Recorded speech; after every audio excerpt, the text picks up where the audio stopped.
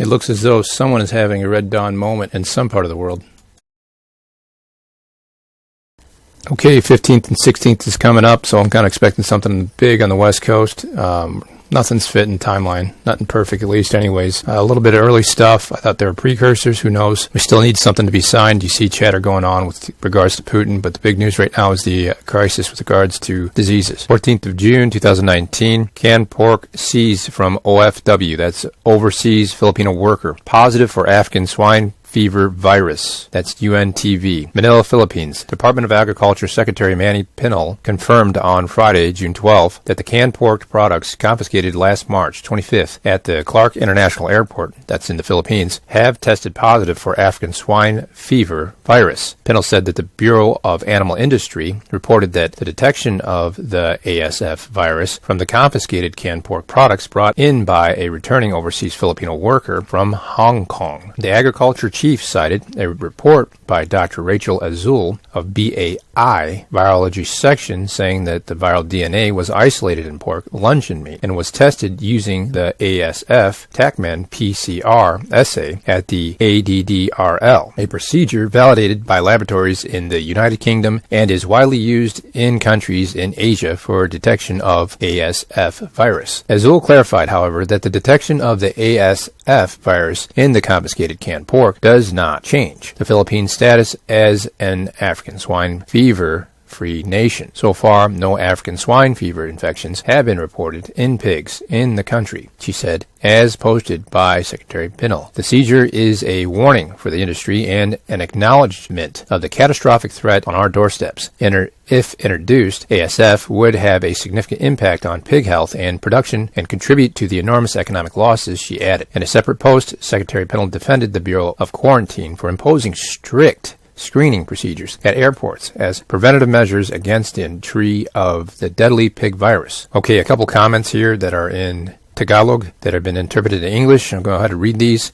If leftovers of these products were fed to our livestock, the virus could have spread and harm our hog industry. And there's a very large farmer industry here. So to those who are accusing us of overreacting and we're complaining against strict quarantine protocols, this is proof that there are really dangers ahead of us, okay? And let's see here. Let us not argue and don't be hard-headed. Let us just follow the quarantine officers at the airport. It is prohibited to bring canned and processed pork products into the country. You will be arrested and fined. And that's it. Maybe it's not a contagion for us yet. Maybe it hasn't jumped yet. But then the pigs will have it. The industry will be decimated because they just won't allow it. They'll call the pigs just like they did in China. They're not going to allow the jump to happen. They're not going to just say it's a pig problem. And they'll eliminate the pigs. And that'd be bad news for the food industry in the Philippines, as it's already under stress with the rising products. And there's no other option for this swine flu, the swine fever. Now, the one thing that they're not stating in this article, but is probably commonly well known throughout the Philippines, is there's a black market for everything. There's an underground trade for everything. And likely it's not going to spread because they're not big pig farmer industry. They got a bunch of small farmers in farming areas. So if this starts to spread, it can be isolated, but it's likely that this stuff is in the country. It has probably been fed to some pigs. And I think if there was wisdom in this, now the alarm would be sent to say, hey, let's start checking our pigs, because how much of this got through the screening process? Because, like I said, I can't emphasize it enough. I'm sure they're well aware, the authorities are, that there is a black market for everything there. Whether it's just some spiders or birds that they're trying to box up and ship somewhere else, the black market exists. Okay, a quick overview for A.S.F, or African swine fever. I have some key facts here. African swine fever is a severe viral disease affecting domestic and wild pigs. It's responsible for serious production and economic losses. Now, the transboundary of these animals can be spread by live or dead pigs, domestic or wild, in pork products. We see the pork products in this article. Furthermore, transmission can also occur via contaminated feed and or fomites, non-living objects such as shoes, clothes, vehicles, knives, equipment, etc., due to high environmental resistance of A.S.F virus. It's interesting. There is no approved vaccine against it, and it kind of acts like classical swine fever, which is more like cholera for pigs. This is more like Ebola for pigs. Okay, so you have two different kinds of viruses that pigs can be affected by. This is essentially a pig Ebola, if you will.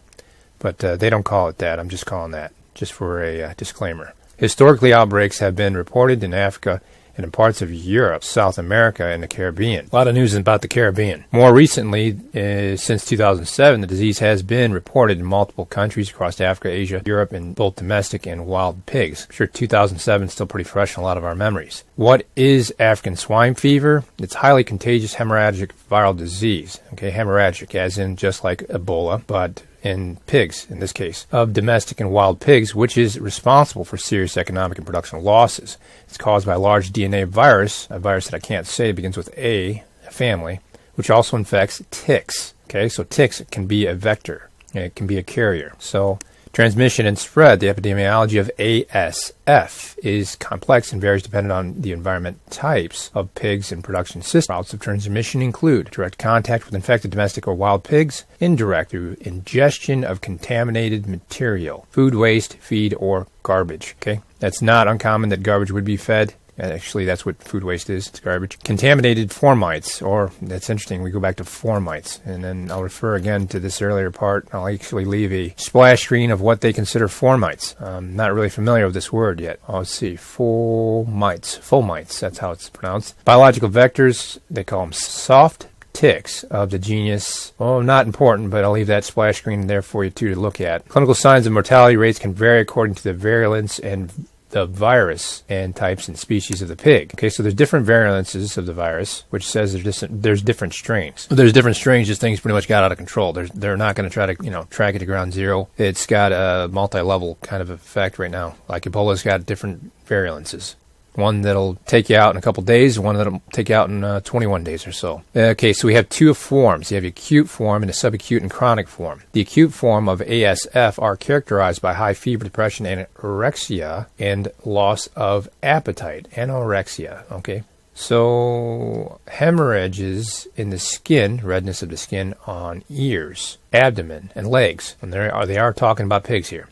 Abortion in pregnant sows, cyanosis, which is really a bluing of the skin, and that's probably due to the circulatory collapse of veins and venules, vomiting, diarrhea, and death within 16 to 13 days, or up to 20. Mortality rates in the acute forms may be as high as 100%, so this is kind of interesting information. You're not going to know if the pig has an acute form unless it's died in 20 days. So this more is applicable to pig farmers, but pig farmers in the areas that I already described, doesn't seem like this is an issue yet. Good information anyways, anything could be on our horizon. Subacute and chronic forms are caused by moderately or low virulent viruses, which produce less intense clinical signs that can be expressed for much longer periods. Mortality rates are lower, but can still range from 30 to 70%. That's very high.